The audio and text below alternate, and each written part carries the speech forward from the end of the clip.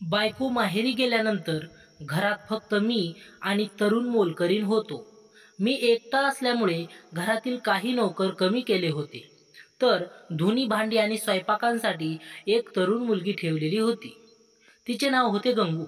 बायको माहेरी गेल्यामुळे रात्री तर मला झोपच येत नव्हती. अचानक जेवण देण्यासाठी रूममध्ये मोलकरीण आली आणि तेव्हा मोलकरणीला बघून मला माझ्या बायकोची आठवण झाली. काही क्षणासाठी मला असे वाटले की ती माझी बायकोच आहे. आणि मग मी तिच्यासोबत. माझे नाव राघव आहे. मी बँकेमध्ये काम करतो. त्यामुळे मला भरपूर पगार मिळत असे. म्हणून घरच्यांनी माझे लग्न एका गरीब घरातील मुलीशी लावून दिलं. तशी माझी घरची परिस्थितीही खूपच चांगली होती. माझी बायको राधिका रंगाने गोरी आणि सुंदर आहे. म्हणून मी कुठे असलो तरी मला तिच्या आठवणीने घरात यावेसे वाटत असे.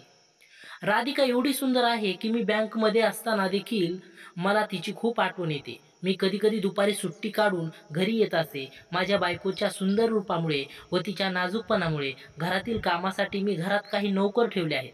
मी घरामध्ये बायकांनाच कामाला ठेवत असे, कारण माझी बायको देखणी असल्यामुळे घरात पुरुषांना नोकर म्हणून ठेवणे मला आवडत नव्हतं.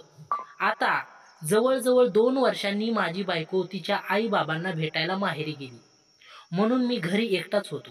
मी त्यामुळे घरातील काही नोकर कमी केले. तर धुणे आणि भांडी स्वयंपाकासाठी एक तरुण मुलगी ठेवली होती. तिची घरची परिस्थिती अत्यंत गरिबीची असल्यामुळे म्हणून तिला सहसा मी कधी कामावरून काढत नसे. तिची वागणूक सुद्धा खूप चांगली होती. ती दिसायला साधी भोळी होती. तिचे नाव होते गंगू. खूप दिवसांनी बायको माहेरी गेल्यामुळे रात्री तर मला झोपच येत नव्हती. एवढ्या दिवसाची सवय असल्यामुळे घरात एकटेपणा जाणवायचा. माझ्या घरामध्ये मी आणि घरात ठेवलेली माझी मोलकरीण असायचो. बायको घरी नसल्यामुळे मी दिवसभर बाहेरच असायचो. ड्युटी सुटल्यानंतर मित्राकडे वेळ काढायचो. एके दिवशी जेव्हा मी घरी आलो तेव्हा मला माझ्या बेडरूममध्ये कॉटवर तेलाने भरलेली बॉटल ठेवलेली दिसली आणि मी आश्चर्यचकित झालो. घरी कोणीही नसताना माझ्या कॉटवर ही बाटली कोणी ठेवली? नंतर मी ती बाटली हातात घेतली, बघितली तर त्यामध्ये तेल भरलेले होते. मग मी ती बाटली तशीच उचलून टेबलवर ठेवली. रात्री जेवण देण्यासाठी रूममध्ये मोलकरीण आली आणि तिने मला विचारले, "साहेब, आपलं जेवण वाढलं आहे, जेवून घ्या." त्यावर मी तिला म्हणालो, "नको, मी बाहेर जेवण करून आलेलो आहे." हे म्हणून मोलकरीण तिथून निघून तिच्या रूममध्ये गेली. तिची घरची परिस्थिती गरिबीची असल्यामुळे आम्ही तिला आमच्या घरीच कामाला ठेवलं होतं. त्यामुळे आम्ही नवरा बायकोने तिला एक छोटीशी रूम राहण्यासाठी दिली. वॉचमनने गेट लावला आणि मी दार लावून निवांत झोपलो. दुसऱ्या दिवशी सकाळी उठून मी नाश्ता करून बँकेत निघालो तेव्हा मोलकरीण गंगूला बघून मला माझ्या बायकोची आठवण झाली. काही क्षणासाठी मला असे वाटले की ती माझी बायको आहे. नंतर भानावर आल्यानंतर मला कळाले की आमच्या घरची मोलकरीण गंगू आहे. संध्याकाळी मित्राच्या वाढदिवसाची पार्टी होती. आधीच दिवसभर काम करून मी खूपच कंटाळलो होतो. त्यामुळे रात्रीचे जेवण पार्टीमध्येच केले आणि घरी आलो.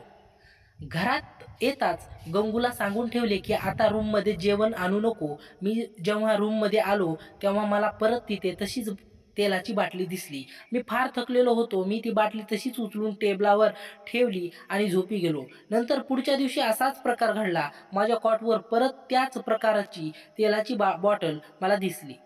मी विचार करू लागलो की दररोज माझ्या रूममध्ये तेलाची बॉटल कोण ठेवत असेल?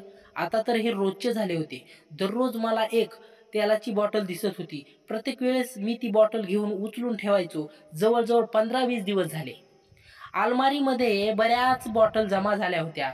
बायको घरी नसल्यामुळे मी जरा निराशेतच होतो. म्हणून मी या गोष्टीकडे जास्त लक्ष दिले नाही.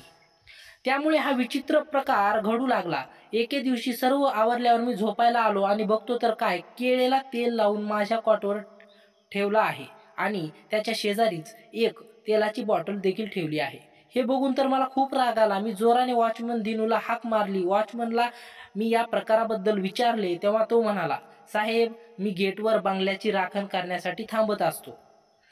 तसे तर तुम्ही आवाज दिल्याशिवाय मी कधीही घरात येत नाही. यामुळे मला त्याबद्दल काही माहिती नाही.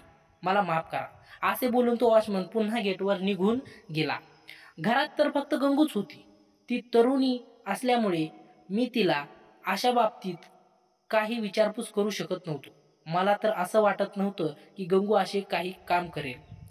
खूप दिवसापासून तेलाच्या बाटलीविषयी काहीतरी विचित्र घडत होतं, म्हणून मी एके दिवशी असा विचार केला की या बाबतीत मला माहिती काढावीच लागेल. नेमकं माझ्या रूममध्ये कोण येत आहे आणि असे विचित्र प्रकार करत आहे. मग मी योजना आखली आणि माझ्या मोबाईलचा कॅमेरा व्हिडिओमध्ये ऑन मोडमध्ये करून कॉटवर ठेवला. मी रूममध्ये असा मोबाईलचा कॅमेरा फिट केला की तो कोणालाही दिसत नव्हता आणि मोबाईलमध्ये कार्ड काढून घेतले जेणेकरून कोणाचाही फोन येणार नाही असे करून ठेवले. त्या रात्री परत माझ्या कॉटवर तेलाची बॉटल ठेवलेली होतीच. मग मी निवांतपैकी ती रेकॉर्डिंग मी बघत बसलो तर काय रेकॉर्डिंगमध्ये असे दिसले की कोणीतरी एक स्त्री आली, तिचा चेहरा झाकून माझ्या कॉटवर ती बॉटल ठेवत आहे, पण त्या स्त्रीचा मला चेहरा दिसला नाही कारण तिने तिचा चेहरा पूर्णपणे झाकून घेतलेला होता. मग मी विचार करू लागलो की घरात तर फक्त मोलकरीण आहे. मग मला संशय येऊ लागला की गंगू अशी वागत तर नसेल. परत दुसरं मन म्हणायचं की गंगू तर अशी विचित्र नाही वागणार. ती कधीही केळेला तेल लावून माझ्या कॉटवर ठेवणार नाही. ती जरी तरुण असली तरी एक संयमी तरुणी आहे. तिची वागणूक खूप छान आहे. 1-2 दिवस मी असाच कॅमेरा चालू ठेवून ड्युटीला जात होतो, पण ती स्त्री चेहरा स्कार्फने झाकूनच यायची आणि तेलाची बॉटल ठेवून जायची. अधूनमधून ती गाजराला तेल लावून कॉटवर ठेवायची, पण तिचा चेहरा मला मोबाईलच्या व्हिडिओमध्ये कधीही दिसला नाही. जवळजवळ 1-1.5 महिना झाला होता. माझी बायको तिच्या आईवडिलांच्या भेटीसाठी माहेरी गेली होती. घरात बायको नसतानाही तेलाचे प्रकार खूपच वाढले होते. आता मी या तेलाच्या प्रकरणाला खूपच वैतागून गेलो आणि मी घरात लपून ती बाई कोण आहे हे बघण्याचा निर्णय घेतला. एक दिवशी मी सकाळी गंगूला सांगितलं, आता मी रात्री खूपच उशिरा येईल. मी लग्नासाठी निघालो आहे. रात्री येण्यासाठी मला उशीर होईल. तू जेवण करून घे. मी कॉल केल्याशिवाय दरवाजा उघडू नको असे तिला खोटे सांगून मी घरामागच्या खिडकीमधून माझ्या खोलीमध्ये आलो आणि कॉटखाली लपून बसलो. दुपारचे 12 वाजलेले होते तेव्हा अचानक माझ्या रूमच्या खिडकीच्या मागून मला काहीतरी आवाज आला आणि खिडकीतून एक बाई आतमध्ये आली आणि तिने एक तेलाची बॉटल काढून एक गाजर घेतलं आणि त्या गाजराला तेल लावून माझ्या कॉटवर ठेवलं आणि परत खिडकीतून निघाली. तेवढ्यातच मी कॉट खालून निघालो आणि ती खिडकीतून उतरणार तेवढ्यात तिचा हात पकडला आणि तिला खिडकीतून आत ओढले. तेव्हा ते माझ्या ओढल्यामुळे ती माझ्या अंगावर पडली आणि तिचा चेहरा जेव्हा मला दिसला तेव्हा तर माझ्या पायाखालची जमीन सरकली. मला खूप मोठा धक्काच बसला. ती तर माझी बायको होती. तिच्या माहेरी न जाता ती तिच्या मैत्रिणीकडे राहण्यासाठी गेली होती.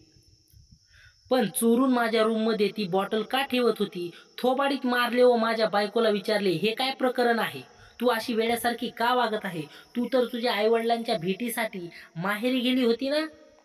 मग असे लपून छपून खिडकीतून येऊन माझ्या रूममध्ये बॉटल का ठेवतेस?